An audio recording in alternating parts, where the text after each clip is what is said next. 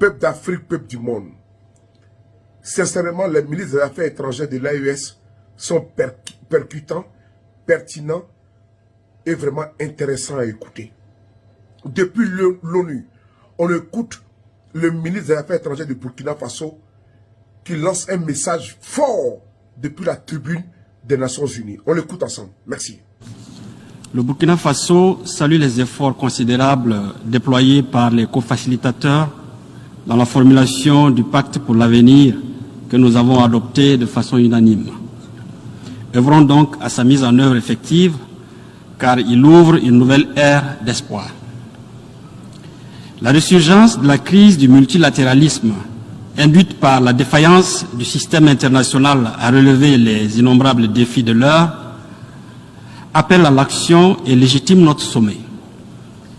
Il est amer de constater que l'Organisation des Nations Unies, qui est au cœur de ce multilatéralisme, subit elle-même les dissensions permanentes entre ses membres et les divergences profondes au sein du Conseil de sécurité.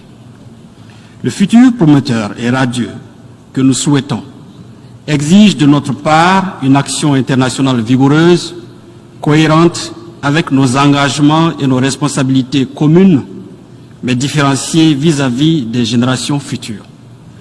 À cet égard, les propositions suivantes sont des contributions que ma délégation souhaite reverser aux travaux du présent sommet.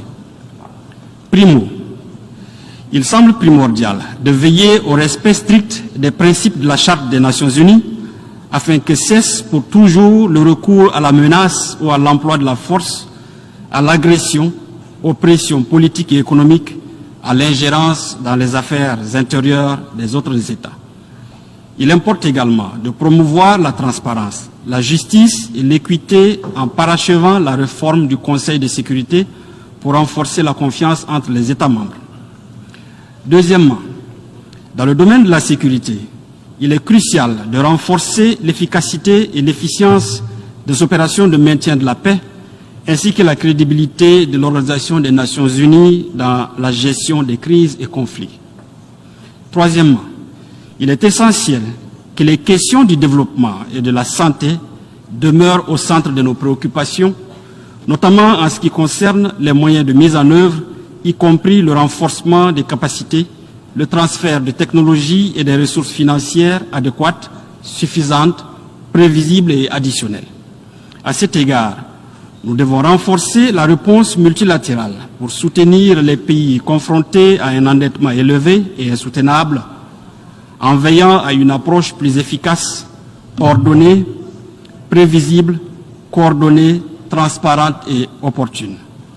Le même intérêt devrait être accordé à la réforme de l'architecture financière internationale. Quatrièmement, nous devons continuer à promouvoir notre engagement en faveur de l'autonomisation de toutes les femmes et filles dans tous les domaines, en éliminant tous les obstacles à leur accès et à leur participation pleine, égaux et significatifs dans les domaines des sciences, des technologies et de l'innovation. N'oublions pas les populations victimes de guerre, notamment les populations déplacées internes et les réfugiés. De même, la jeunesse de la planète mériterait d'être associée au processus de prise de décision dans les affaires du monde. L'institution d'une assemblée permanente et d'un programme intégré au sein du système des Nations Unies dédié à celle-ci paraissent opportunes à cet égard.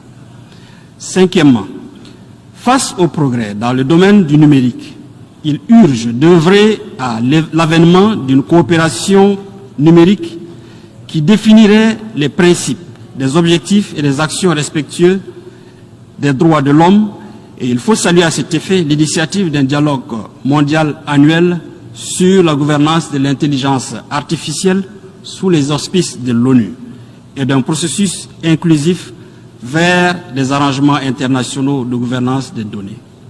Enfin, notre conscience collective est interpellée sur la problématique particulière et très préoccupante du terrorisme qui menace les fondements de nos sociétés. Nous devons lutter de manière solidaire contre ce fléau et prendre les dispositions contre certains États qui soutiennent et financent les terroristes, comme c'est le cas dans le Sahel.